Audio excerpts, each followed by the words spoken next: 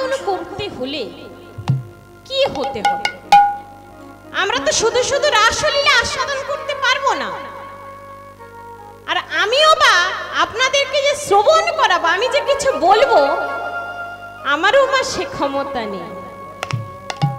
দেখুন মা, আমি যে আপনাদেরকে বলবো বা আপনারা শ্রবণ করবেন, সেটা করতে গেলে আমাদেরকে কি হতে হবে? তার আগে আমরা একটু জেনে নেব আমাদের রস কটি। রস কয়টি দেখুন মা, আমাদের 12টি রস, 5টি মুখ্য রস, 7টি গৌণ রস। মুখ্য রস কি কি? 5টি, 7টি গৌণ রস। মুখ্য রস 5টি, তার রস কয়টি? তাহলে 12টি। তা মুখ্য রস কি? তাহলে 5টি। শান্ত, দাস্য, সাক্ষ্য, বাৎসল্য, মধুর।